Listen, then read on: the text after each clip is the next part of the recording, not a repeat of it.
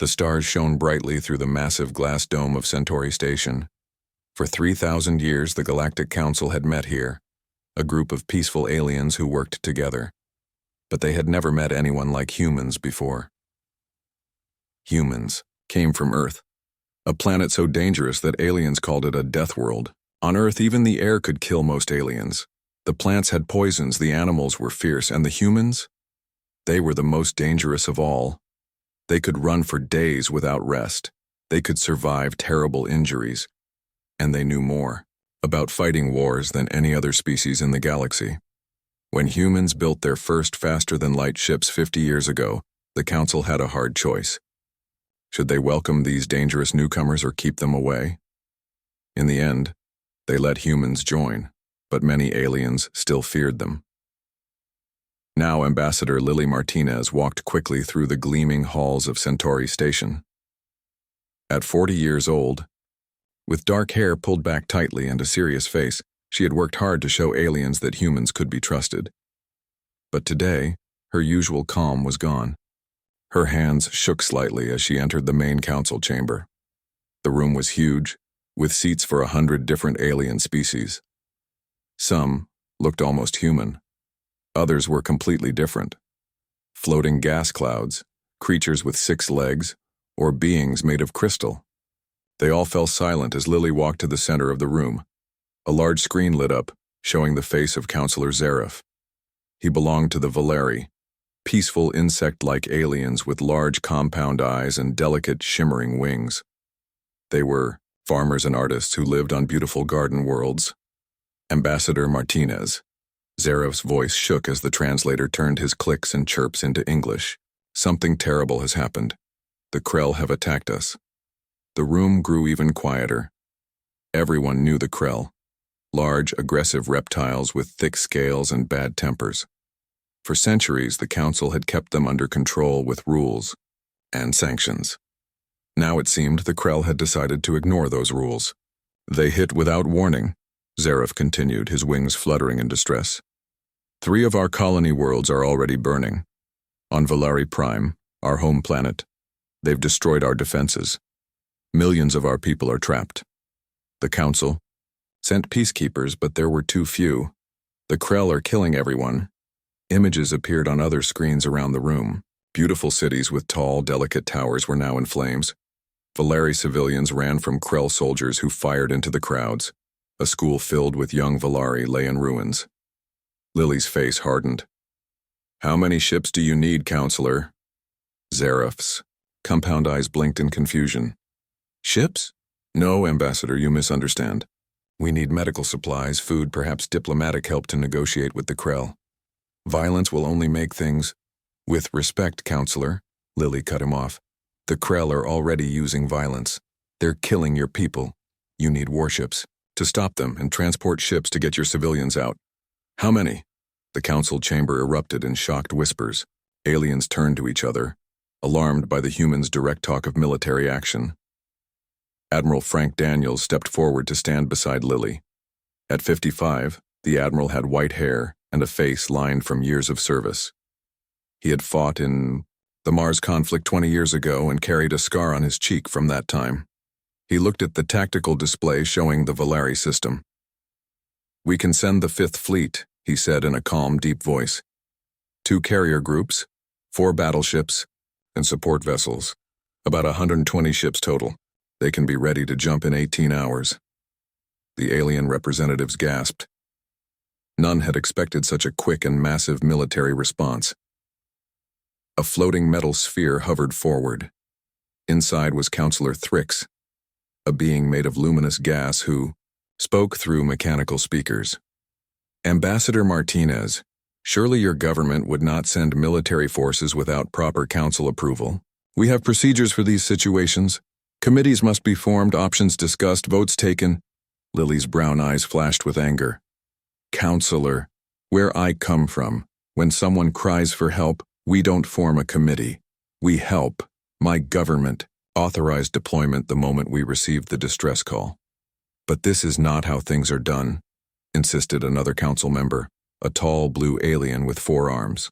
The council must reach consensus before any action is taken. It could take weeks to... Weeks? Lily's voice rose slightly. Did you see those images? The Volari don't have weeks. They might not have days. In Earth orbit, the massive ships of the Fifth Fleet began to power up their engines. Shuttles raced between vessels carrying supplies and personnel. Inside the flagship UES Defiant, Captain Greg Powell received his orders directly from Admiral Daniels. At 38, Powell was younger than most captains, with short brown hair and serious gray eyes. He had risen quickly through the ranks not because of connections, but because he was simply the best tactician in the fleet. All preparations are nearly complete, sir, reported Commander Samantha Wright, his second in command. She was efficient and organized, with blonde hair cut short for practicality and sharp blue eyes that missed nothing. The crew is ready, but they're nervous. None of us have faced the Krell before. Powell nodded, studying the star chart showing their destination. Tell them that's not what matters. What matters is that innocent people are dying, and we're the only ones who can stop it. He turned to the communications officer. Send this message to all ships. This isn't about politics. It's not about showing force. It's about helping people who can't help themselves. Every minute we delay, more Volari die. We jump in 1 hour. Back on Centauri Station, the council debate had grown heated. Some representatives argued for caution, others for diplomatic outreach to the Krell. A few suggested sending more peacekeepers, though it would take time to gather them. This is how the council has always handled crises, explained a tall, willowy alien with pale green skin. We discuss. We consider all options. We reach consensus. Lily listened for a few moments more, then turned to Admiral Daniels. The Fifth Fleet is ready? He nodded. Awaiting your final authorization. She took a small communication device from her pocket and spoke clearly. This is Ambassador Martinez. Authorization code Delta 7902. The Fifth Fleet is cleared for immediate deployment to the Volari system. Rules of engagement: protect Volari civilians at all costs. Neutralize Krell military threats. The council chamber fell silent in shock. Ambassador, gasped Counselor Thrix. You cannot simply... It's done, Lily said quietly. The fleet jumps within the hour. In space above Earth, the massive engines of 120 warships flared to life. The Fifth Fleet, nearly a quarter of Earth's total military force, moved into jump formation. On the bridge of the Defiant, Captain Powell gave the final order. All ships, prepare for jump. As the council continued their debate about proper procedures and diplomatic options, the ships of the Fifth Fleet vanished in flashes of light. The Deathworlders were coming, and they were bringing their own answer to the cry for help. The darkness of space lit up as the UES Defiant appeared out of nowhere. Blue light flashed around the massive battleship as it finished its jump. Behind it, more flashes filled the blackness as the rest of the Fifth Fleet arrived. 120 human warships now floated at the edge of the Volari system. Captain Greg Powell stood on the bridge of the Defiant, his face growing hard as he saw what waited for them. The beautiful green and blue planet of Volari Prime was surrounded by enemy ships. Dark smoke clouds covered parts of the surface where cities had once stood. Even from space, they could see fires burning across the planet. Scan complete, Captain, said Lieutenant Alan Rodriguez, the ship's tactical officer. The young man's fingers moved quickly over his control panel. I count 17 Krell capital ships and about 80 smaller vessels. They're firing on the planet cities. What about the Council peacekeepers? Powell asked. Rodriguez shook his head. Only 3 ships left, sir. They're positioned over the capital city, trying to block the bombardment. They're taking heavy damage. Commander Samantha Wright studied the tactical display, a 3D map showing all the ships in the system. Her blue eyes narrowed. The Krell didn't expect anyone to fight back. Look at their formation. It's spread out with gaps we can exploit. They're vulnerable to a flanking attack. Powell nodded, already forming a plan. Signal all ships. Battle Group Alpha will engage the Krell fleet directly. Battle Group Beta will perform a micro-jump to get behind the bombardment ships and position themselves between the Krell and the planet. Our priority is protecting the civilians on the ground. His orders traveled across the fleet and the human ships began to move. Unlike the ceremonial ships of the Council peacekeepers, Earth's warships had been built for real combat. The humans had prepared for this kind of fight for decades. On the largest Krell ship, Supreme Commander Vexkar received reports of the new arrivals. The tall reptilian officer's scales shimmered in the dim red light of the command center as he laughed. "Humans? The Deathworlders have come to fight?" he said to his officers.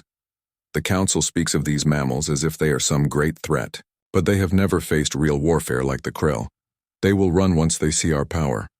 But as Vexkar watched the tactical display, he noticed something strange. The human ships were not sending any messages. They weren't demanding that the Krell surrender. They weren't trying to negotiate. They were simply attacking. The first shots from the human battleships hit the Krell weapon systems with perfect accuracy. Before Vexkar could organize a defense, more human ships appeared behind his fleet, cutting off their bombardment of the planet. "Sir, the humans are sending soldiers to the surface," reported a Krell officer, his voice filled with surprise. "They're creating safe paths for the Valari to escape." On the surface of Valari Prime, Colonel Diana Reyes led a group of human marines through the burning streets of the Valari capital. The humans moved with practiced skill, their weapons ready. The air on this planet had more oxygen than Earth, making the humans feel stronger than normal. "Set up medical stations here, here, and here," Diana ordered, pointing to spots on her digital map. "And get those anti-aircraft guns in position. I want these civilians protected from air attacks." A group of Valari approached the humans carefully. The insect-like aliens had 4 thin arms, delicate wings, and large eyes that showed their fear and confusion. "You came to fight for us?" asked one older Valari, his voice translated into English by a small device. "But we are not like you. We are not even from your world." Diana helped a wounded Valari child into a medical vehicle before answering, "That doesn't matter to us. You asked for help and we came." In space, the battle grew fierce. The Krell had more ships than the humans, but Earth's vessels moved faster and their weapons hit more accurately. What the Krell hadn't expected was that humans had thousands of years of war experience. While other species evolved to become more peaceful, humans had always prepared for conflict. On the Defiance Bridge, Powell received damage reports from across the fleet. Commander Wright's face was grim as she gave him the news. "We've lost the Roosevelt and the Beijing," she said. 4 more ships are badly damaged." Powell's jaw tightened, but his voice remained calm. "Order those ships to fall back and help with the evacuation. The rest of the fleet will press forward." He opened a channel to all ships in the fleet. "This is Captain Powell. The Krell expected us to run away after taking losses. They don't understand what they're fighting against. Humans don't measure victory by how many of us survive, but by completing our mission. Those people on the ground are counting on us. Show the Krell what happens when they threaten people under our protection." The human fleet moved closer to the Krell command ships, their formation tightening like a fist. Supreme Commander Vexkar watched with growing horror as his fleet took more and more damage. The humans fought in a way he had never seen before in 300 years as a soldier. "They're taking critical damage but still advancing," reported his tactical officer. "Their damaged ships are putting themselves between our weapons and their attack vessels." "This makes no sense," Vexkar hissed, his tail lashing back and forth in agitation. "They're sacrificing themselves for aliens they barely know." His communications officer spoke up. "Sir, we're getting a message from the human flagship." The main screen showed Captain Powell's face. Despite the battle raging around his ship, the human's expression was calm and controlled. "This is Captain Gregory Powell of Earth's 5th Fleet," he said. "Your forces have committed war crimes against the Valari people. We are giving you one chance to leave this system." Vexkar's scales flared with anger. "You dare threaten the Krell Dominion? Your species has barely begun to travel among the stars. You know nothing of galactic warfare." Powell's expression didn't change. "Commander, I don't think you understand. What's happening here? We aren't threatening you, we're offering you mercy, something you didn't give the Valari." "Mercy?" Vexkar laughed, showing sharp teeth. "Your fleet is smaller than ours and taking heavy losses." "Yes, Powell agreed. And yet we're still coming toward you. That should tell you something about us. He leaned forward. In our history, we have a saying. The most dangerous creature isn't the strongest or the fastest, but the one willing to sacrifice everything to protect others. You attacked peaceful people who asked for help. Now you're facing Deathworlders who evolved specifically to hunt predators like you. On Valari Prime, the evacuation continued. Colonel Reyes and her Marines fought house by house against Krell ground forces, making safe paths for civilians to escape. Despite their losses, the human soldiers kept moving forward. Private Eric Johnson, a young soldier from a small town, held position next to a Valari defender. The young alien was shaking, overwhelmed by the violence around them. I don't understand, the Valari said. Your people are dying for us. Why? Eric reloaded his weapon while watching for Krell soldiers. Because it's what humans do, he answered simply. Where I come from, when your neighbor's house is on fire, you don't ask questions, you just help. In orbit, the battle reached its peak. The human fleet had broken through the Krell formation and now surrounded their command ships. Despite losing nearly a third of their vessels, the Fifth Fleet kept fighting. On the Defiant, Powell received an urgent message from Earth. He listened carefully before turning to Commander Wright. Reinforcements have arrived at the edge of the system, he announced. The Second and Seventh Fleets. Wright's eyes widened. That's over 300 more ships. Powell nodded. When Earth heard about the attack, they sent every fleet they could. Humans don't send just a few ships when someone is facing genocide. The captain opened the channel to the Krell commander again. Your time is up, Commander Vexkar. Leave now, or face the full military response of Earth. As if to make his point clearer, space behind the human fleet flashed with light as hundreds of additional warships appeared. For the first time in his long military career, Supreme Commander Vexkar felt true fear. Supreme Commander Vexkar gripped the edges of his command console as another explosion rocked his ship. Warning lights flashed across the control room. The screens showed more and more of his fleet falling to the humans. How? He growled, his reptilian eyes narrowing to slits. How are they still advancing? For 300 years, Vexkar had served in the Krell military. He had crushed dozens of alien species and conquered many worlds. The Krell were feared across the galaxy for their strength and ruthlessness. Yet now, for the first time, he felt something new. Something cold and uncomfortable. Fear.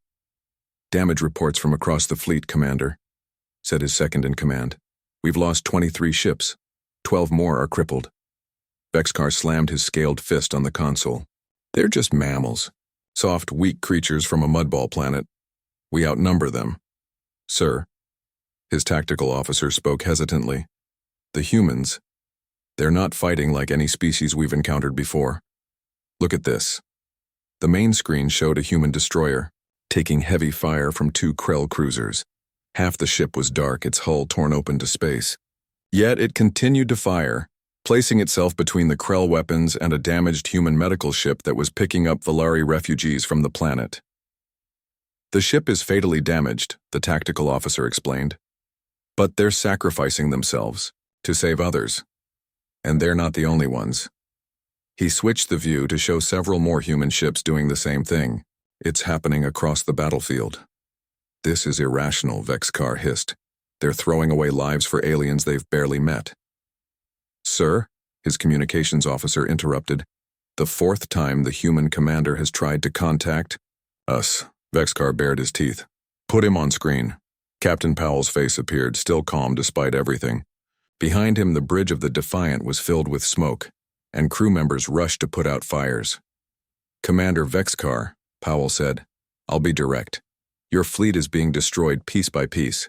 You've lost a quarter of your forces, and Earth's main battle fleets have now arrived in the system. You have one last chance to withdraw. You think I fear your reinforcements? Vexkar snarled. The Krell Dominion has ruled the outer systems for 1,000 years. We do not retreat. Powell's expression didn't change, but his voice grew quieter. Then you don't understand what you're facing. Let me explain something about humans, Commander. We evolved on a world that tried to kill us every day. Predators, diseases, natural disasters.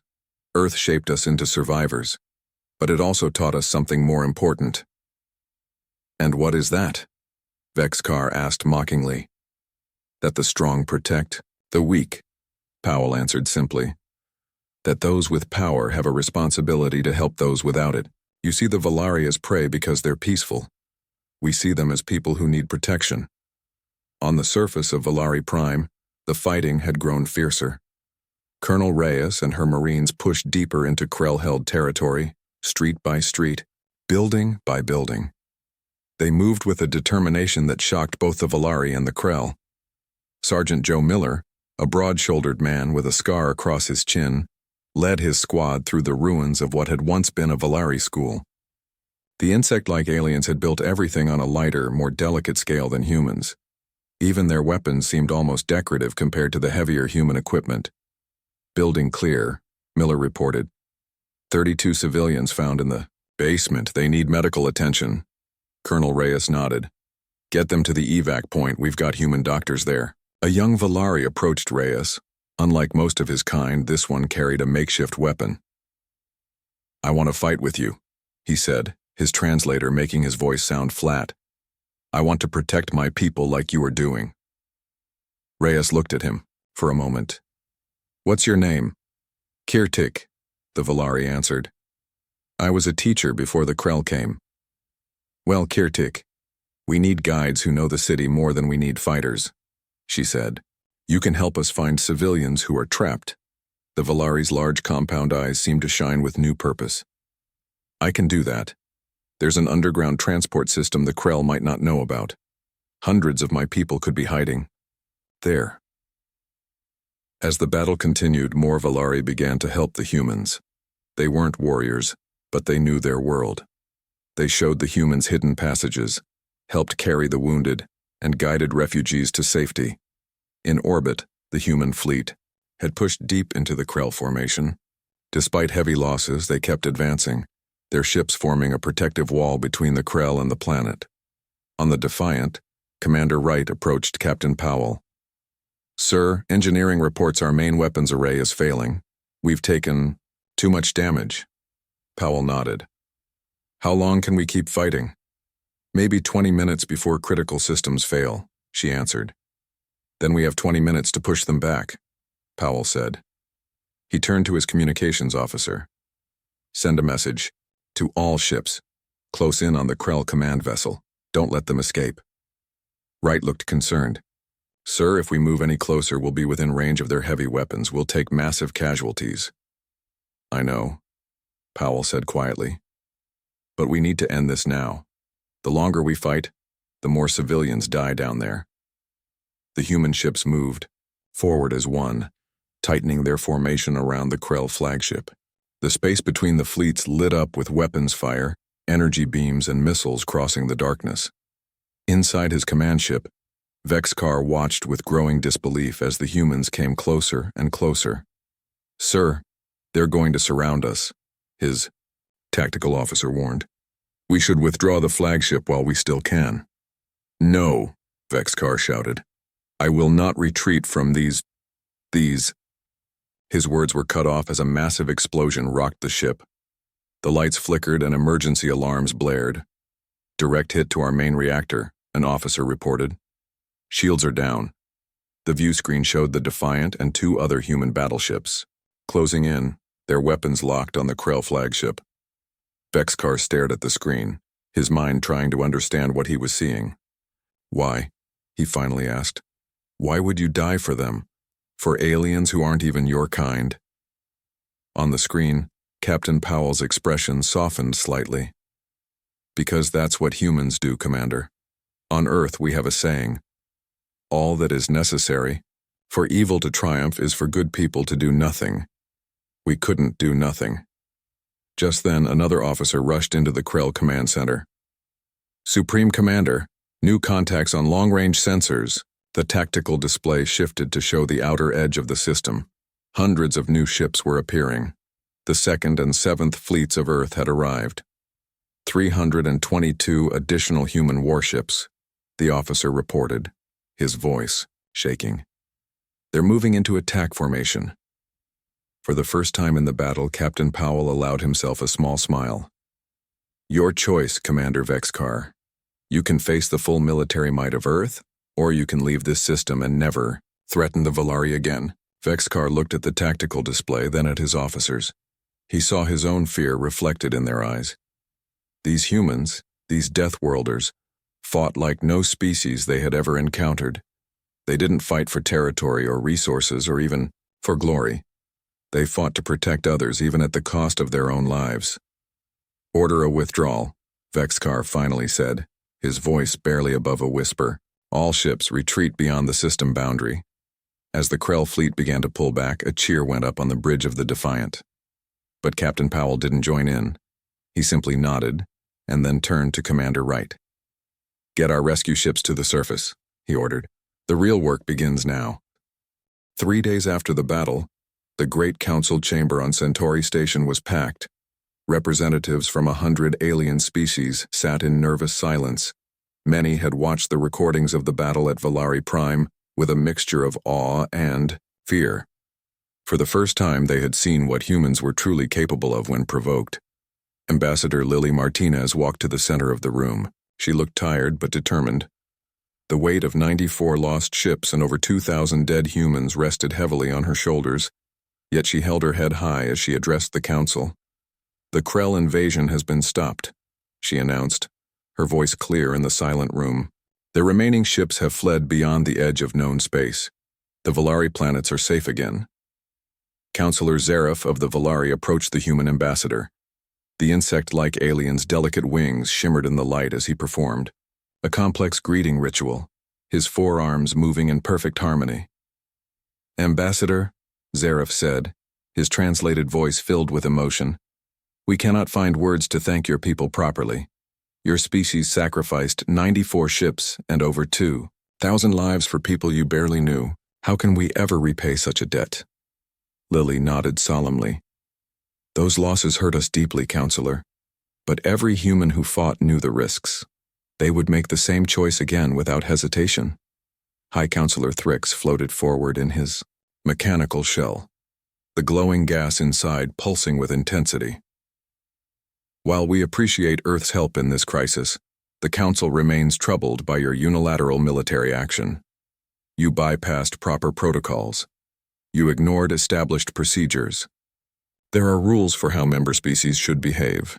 With respect, Counselor, Lily interrupted. When we got the distress call, my government didn't see it as a political situation that needed debate. We saw people in danger who needed immediate help. Admiral Daniels, standing beside her, stepped forward. His white hair seemed even whiter now, his face more lined after the battle. The Krell thought they could kill millions while the Council debated the proper response. They were wrong. On the huge view screen at the front of the chamber, images appeared showing the aftermath of the battle. Human medical ships delivering supplies to devastated Valari colonies. Marines working side by side with Valari civilians to rebuild destroyed buildings. Earth had already promised to send materials and experts to help the Valari recover. We've prepared a formal statement, Lily continued. It represents the unified position of all Earth's nations. She activated a small crystal device, and her voice was joined by a chorus of human leaders from across Earth.